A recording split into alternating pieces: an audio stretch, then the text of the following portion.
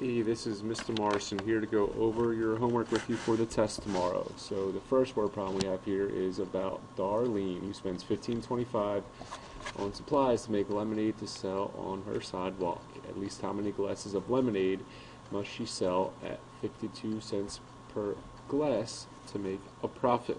So she's making 52 cents on every glass. So first we need to come up with a variable and figure out what we're solving for. So we're going to say x as our variable equals the number of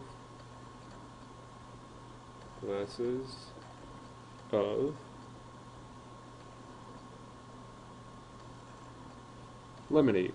So then what are you going to have to do to the number of glasses to lemonade to make that $15.25? Well, if we're selling them for 52 cents a piece times how many there are, hopefully we'll get to 15.25.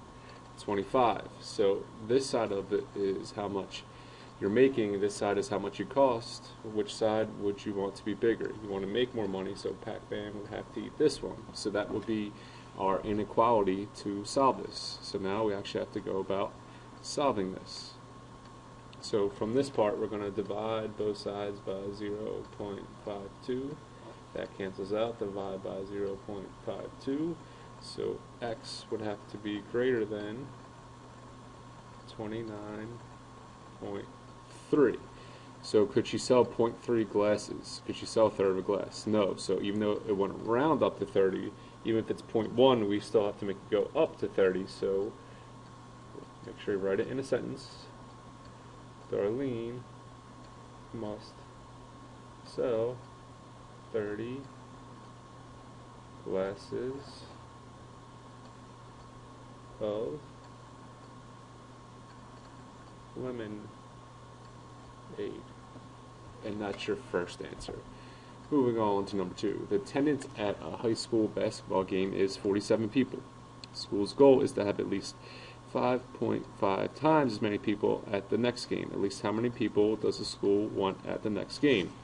Well, again, we're going to make a variable. I'm going to make n the variable for the number of people at the next game. So we know one side of this is going to end up being 47. How many people were at this game? And we want way more at this game. We want 5.5 times as many. So if we're making an equation, you kind of have to do our inequality the opposite of what it says. So if we had n divided by 5.5, so the number of people at the next game divided by 5.5 would have to be greater than 47. And when we actually solve it, we would take this and times by 5.5. So that goes away.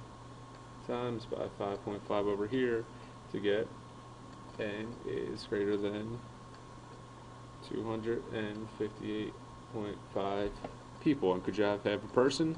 Not really. So we have to say at least 259 people must attend the next game.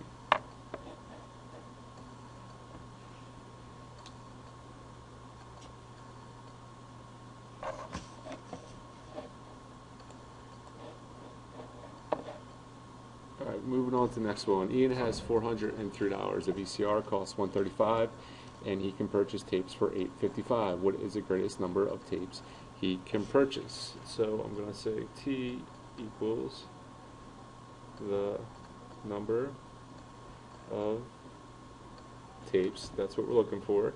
So he has $403. First he has to buy the VCR. So it'd be the VCR. This is an old problem. You guys probably don't even know what a VCR is. Plus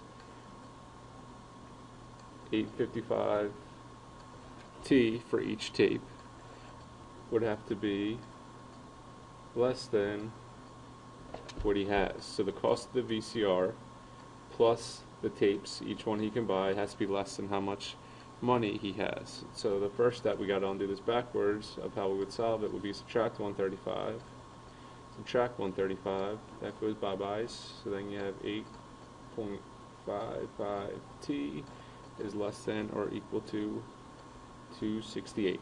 So then from there we'd have to just divide both sides by 8.55, divide.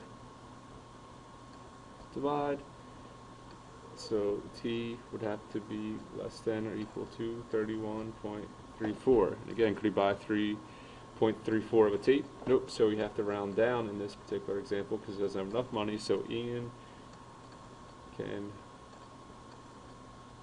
buy at most 31 dinosaur-like VCR tapes. Moving on to the next one.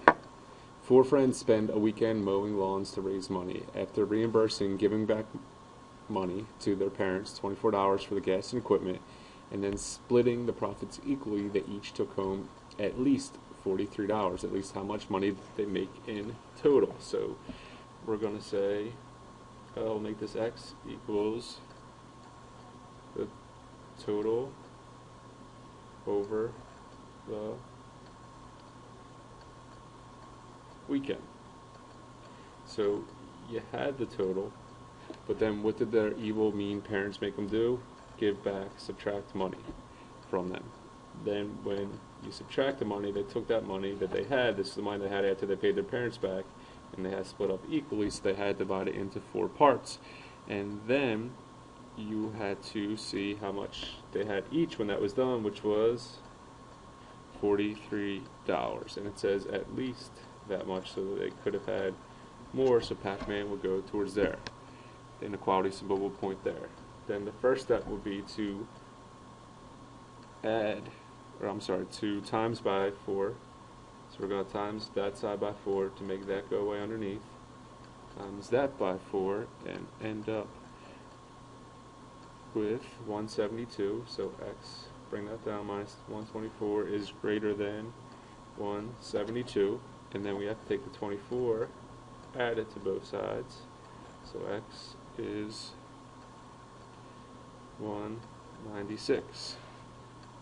So the students totaled at least $196. There's going to be questions very similar to this on your test tomorrow. Make sure you study. Good luck.